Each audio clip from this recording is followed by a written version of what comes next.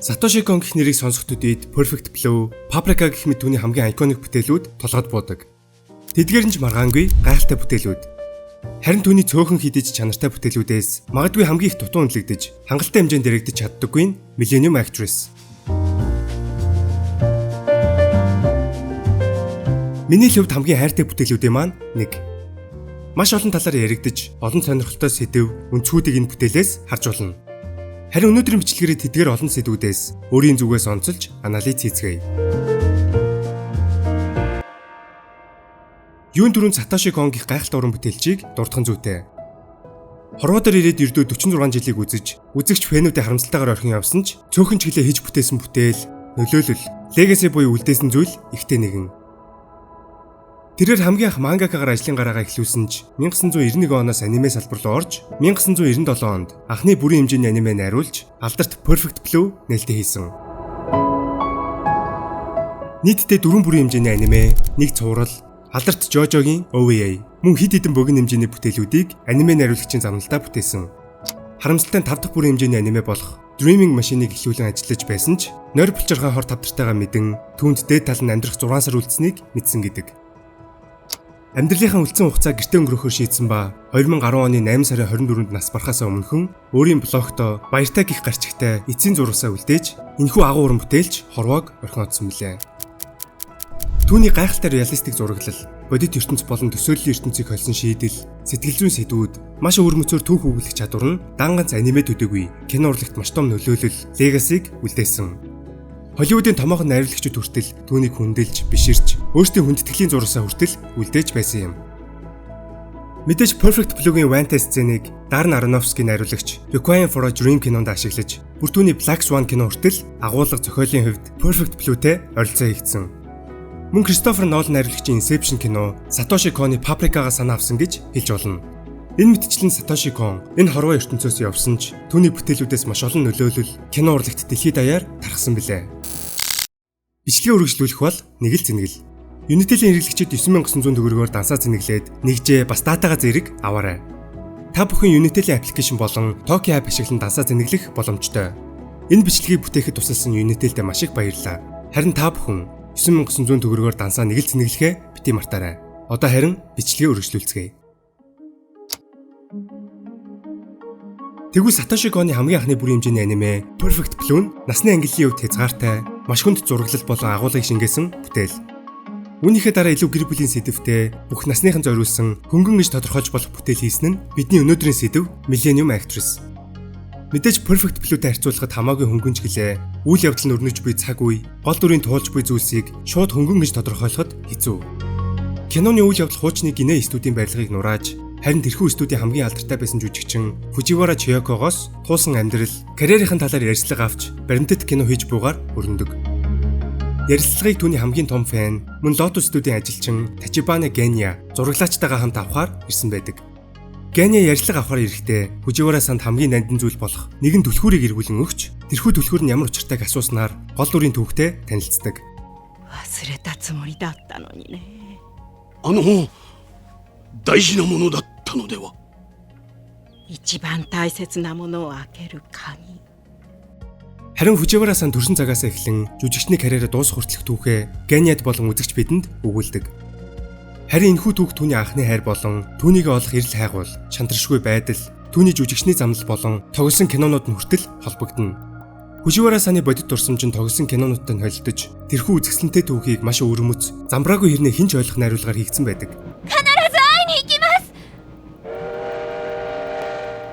ドラマティックや。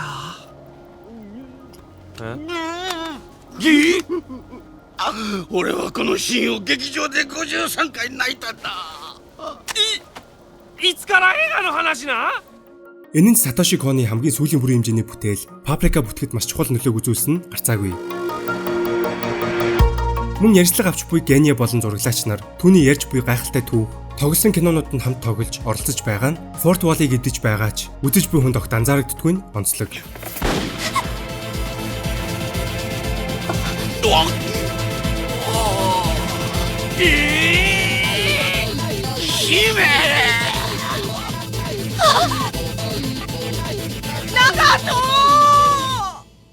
Hime!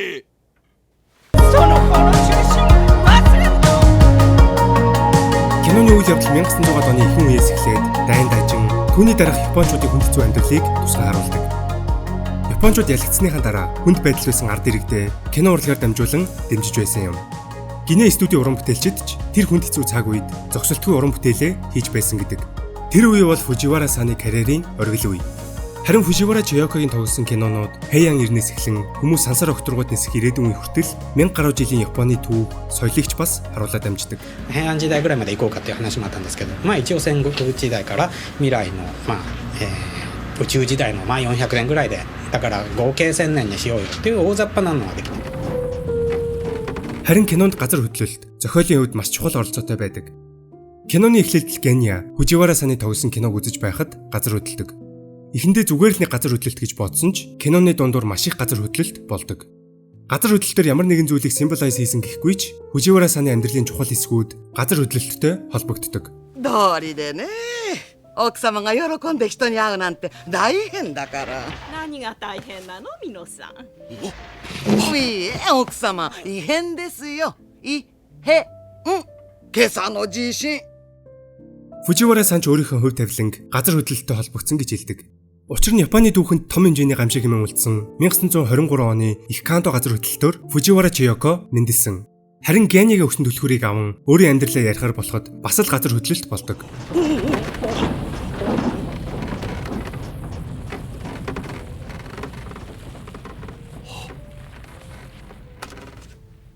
Соросоро 始めましょうか。地震までお祝いしてくれたみたいだし。はい。地震にはよくよく縁があるのかしら。 Мөн газар хөдлөлт гэж хэлэхгүй ч түүнтэй дүүцэх чичиргээ гэвэл манжуурт өнөх залуугийн араас явах үед галт тэрэгний гинтийн зогсолт, дайны бөмбөгдөлт, сансрын уйлгийн чичиргээ гэх мэт. Харин түүний сансрын нисгэгчтэй sci-fi киноны зураг авалтын үеэр студид газар хөдлөлт болж Фуживара Сан амиа алдах шахдаг.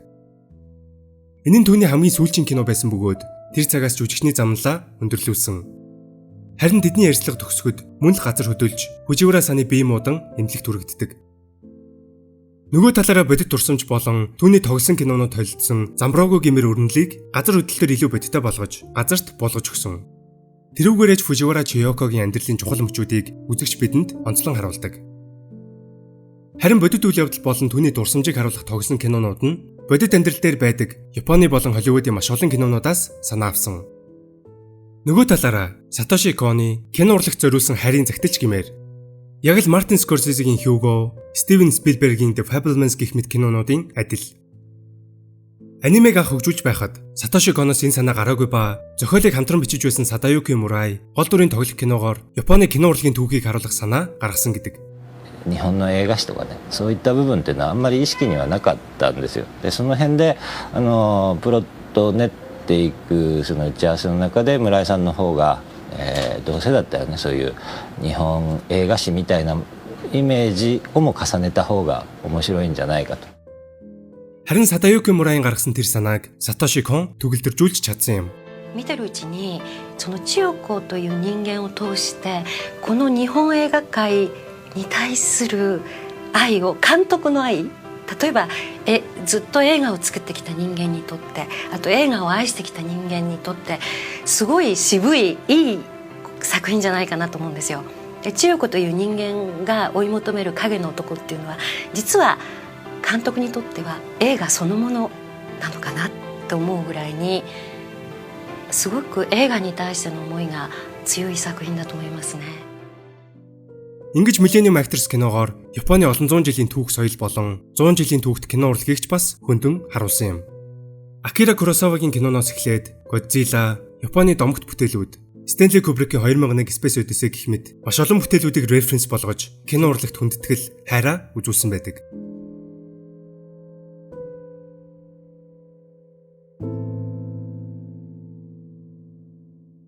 Генягийн студ Lotus буюу Лянхуа цэцгэр нэрлэгдсэн нь учиртай. Учир нь Фуживара Саны дуртай цэцэг Лянхуа. Тиймээс Геня студид Lotus гэж нэрлсэн. Лянхуа цэцэг нь өөрөө шулуун шудраг, цэвэр ариун байдлыг илэрхийлдэг. 花言葉ご存知？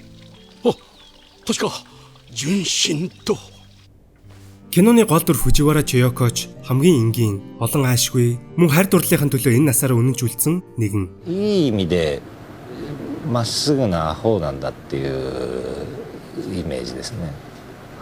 ものを考え始めちゃうとやっぱりその対比で出てくる英子とかっていうのはものを考えそうなんでね、いろいろ画策したりとかで、そうじゃないだろうと天然なんだと千代子は。Нэрийг нь ч мэдэхгүй тэр нэгэн залууг насаараа хайрлаж түүнийг олох хэрэг хайгуул нь Японы хамгийн алдартай жүжигчин болоход хүргэсэн. Гэхдээ үнийг зөвхөн хайр дурлалын төлөө хийсэн гэж ойлгож болохгүй. Тэрээр багаасаа алдартай нэгэн болохыг хүсдэг байсан ба гинэ студийн менежер түүн дээр санал тавин ирэхэд Фуживара дотроо манжуурт очиж кинон тоглохыг хүсэж байсан. Харин түүнтэй хэсэгэн зур учирсан залуу түүнийг орхин манжуур явснаар тэр нууцхан хүслийг нь үйлдэл болгоход хүргэсэн. それで映画界に。っていうのもほらさっきセムさん言ってたでしょ、次の映画は満州が舞台だって。 Цаг хугацаа өнгөрхийн хэрээр царайганд сайн санахаа болсон залууг олох мөн алдартай жүжигчин болох хүсэл мөрөөдлөө хөөсөрл байсан юм. Фуживара Чиёко гэх дүр магадгүй миний мэдих хамгийн хүсэл тэмүүлэлтэй, зорилгодоо хүрэхин тулд ямар ч хүнд хэцүү зүйлийг даван туулах чадвартай дүр. Бүр алдартай шонон дүрүүдээс ч илүү. Millennium Actors нь бүх насны хүмүүс үзэх боломжтой. Фуживара Чиёкогийн цэвэр ариухан хайр сэтгэл, хүсэл тэмүүллийг харуулах гэгээлэг, урам зориг өгөм киноч гэлээ. Нөгөө талаараа түүний амьдрал төхөж буй зүйлс, өөрөө ч мдээгүй өнгөрөөсөн үйл явдлууд гээд сэтгэл өвтгөм бүтээлвэлээ.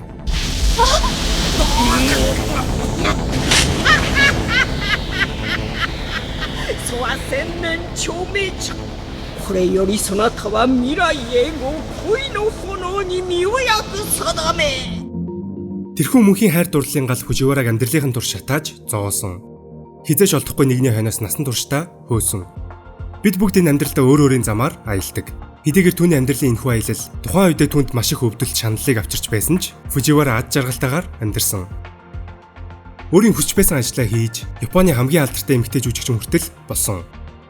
Зорилгодоо хүрэхин чухалч гэлээ. Түүнийг туулах аялал нь өөрөө хамгийн чухал зүйл нь. Тэрхүү аялалдаа бид унаж бүдэрч амжилт олох үедээ болдог. Харин хожим тэр бүхэн дурсамжил болон үлддэг. Киноны төгсгөлд Фуживара-сан эцэст нь генэ тандан тэр бүх нандин дурсамжийг нь эргүүлэн авчирсан талархаж эргээд харахад амьдралын хамгийн сайхан зүйл түүний араас хөөх аялал байсан гэдгийг ухаардаг. だって私あの人追いかけてる私が好きなんだもの.